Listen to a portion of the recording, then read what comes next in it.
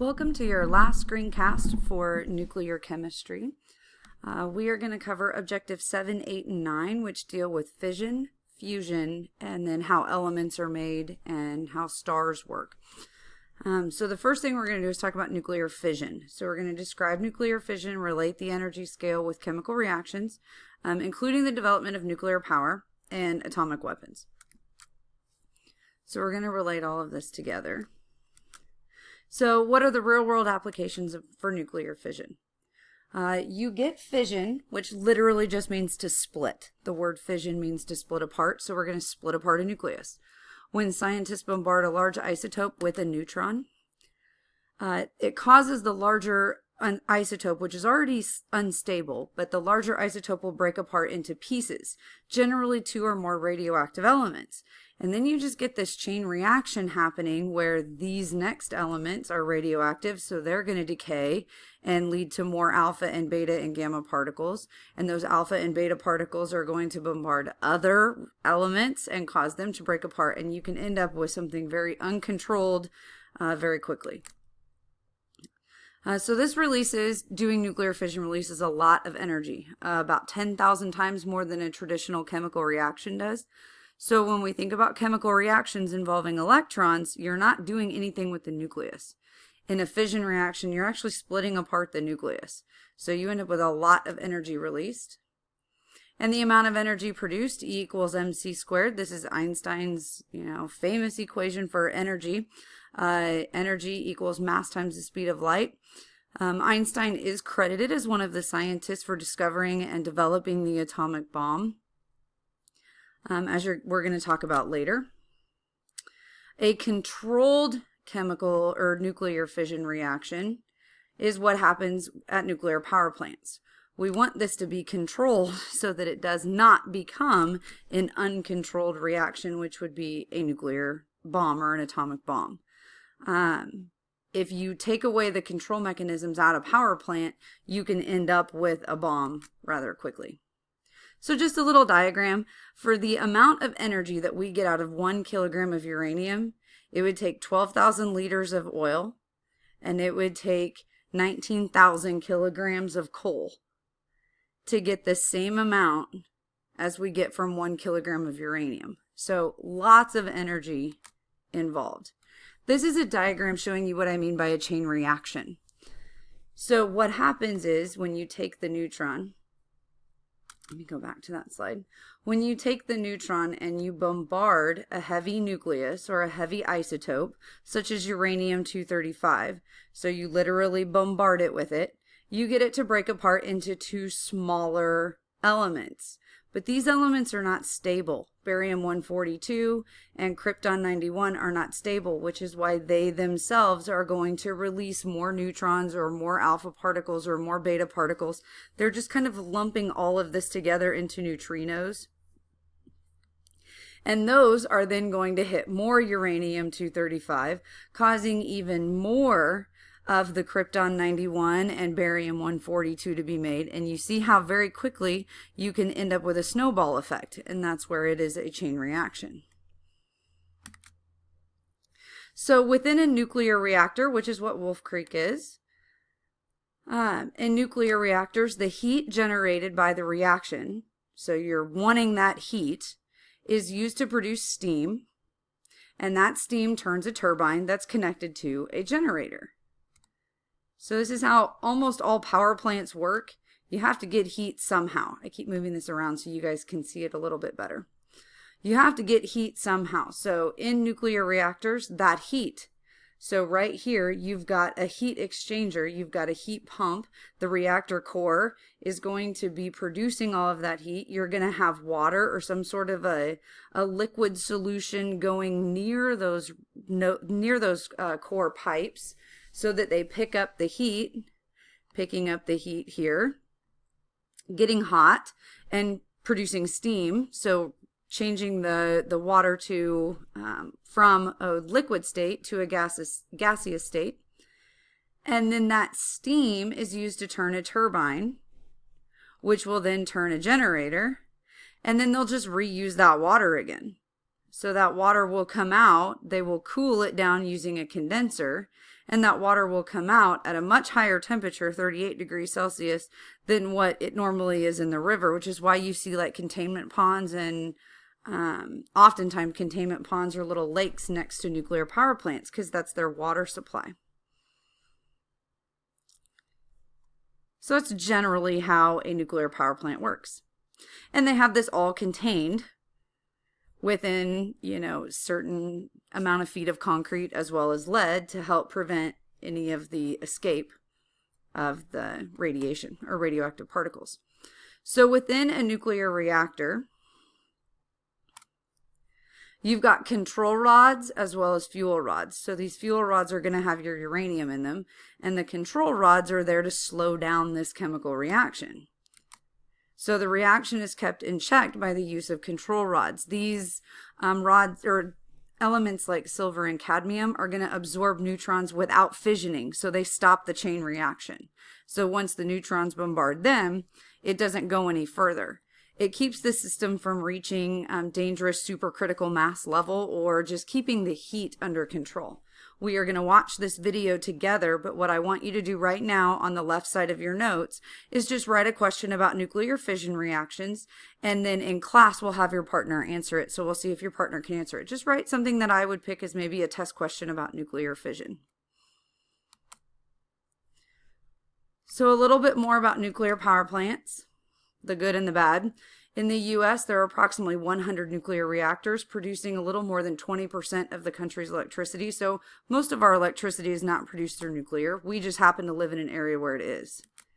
The advantages: there's no fossil fuels and there's no pollution. So you have no combustible products being made like carbon dioxide and sulfur dioxide to pollute the air and the water. Bad parts, the disadvantages: it is expensive to build and operate and maintain.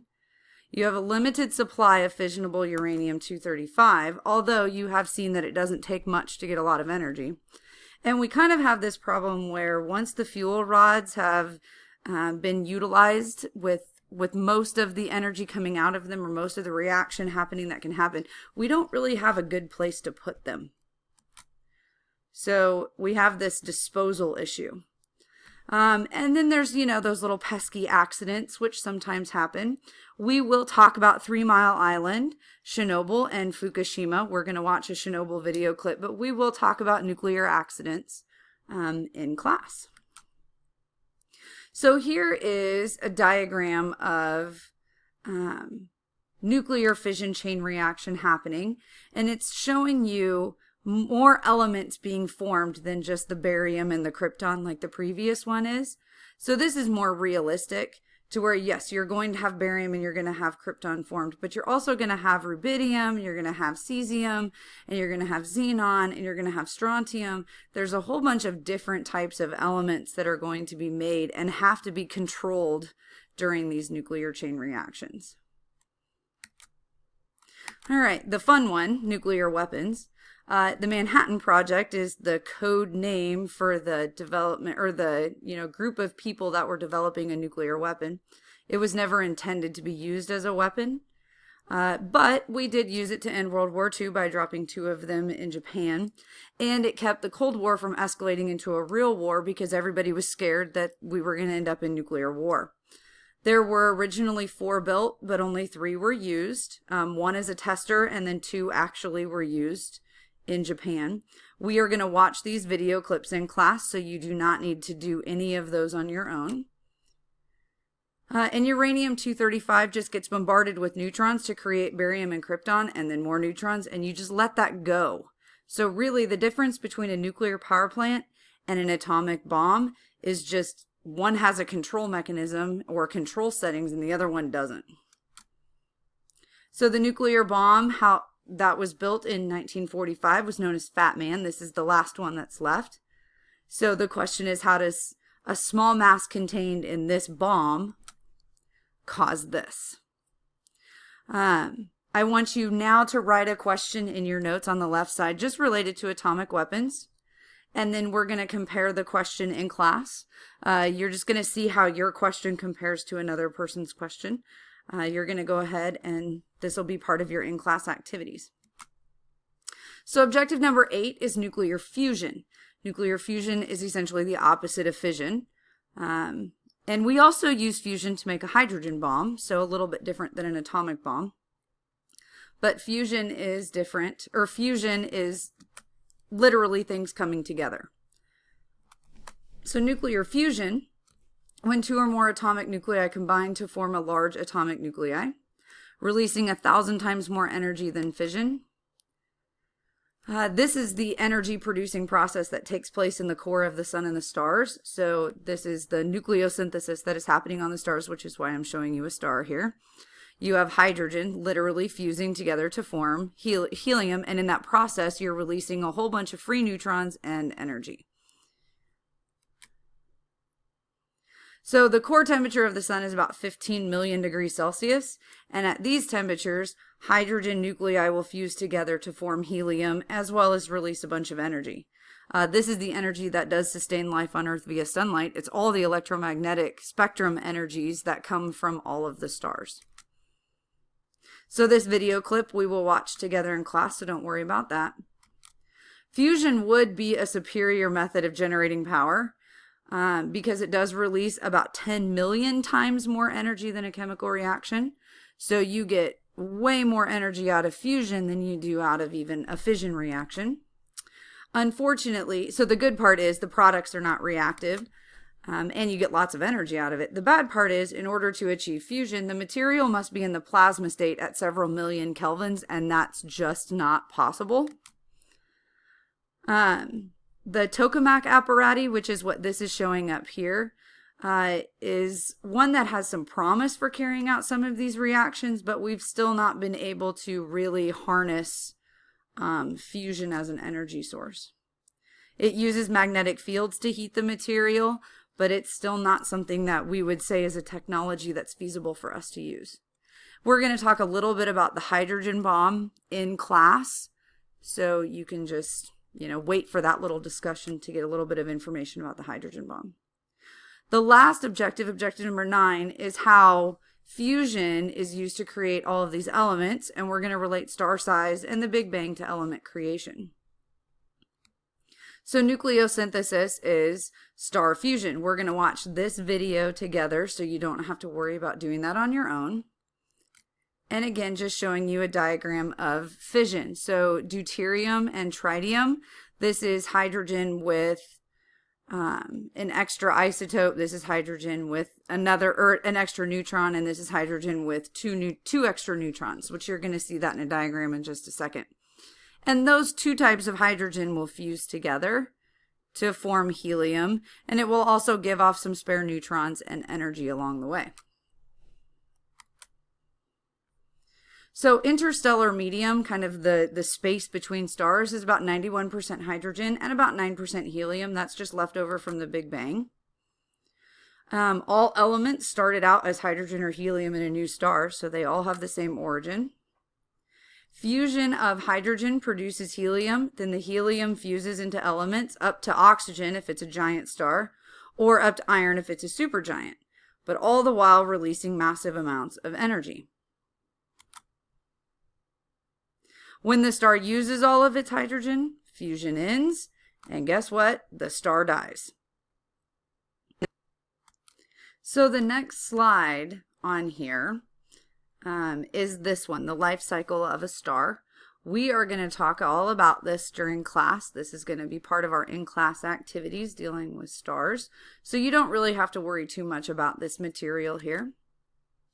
Again, this right here is something we are going to do in class, so we're going to watch how the elements are formed, and then we're going to go through and have a nice discussion about how all of these different elements are formed in what type of stars. So you can see from just looking on this, you can pause it and look at it and see elements that are made in the Big Bang, elements that are made from large stars, elements made in supernovas, but we're going to do all of this in class. This is the activity, the element creation questions that we will then do in class. So there's a reading that goes along with the video clip on the previous slide. So there's nothing for you to do here. So before class, you need to watch the screencast, write out your notes for objective 7, 8, and 9. You'll need to answer the questions I've told you to answer, take the short quiz, and answer the discussion question on Edmodo. This last slide, we're going to take 2 days to go through, and this tells you everything that we're going to do for the rest of this unit.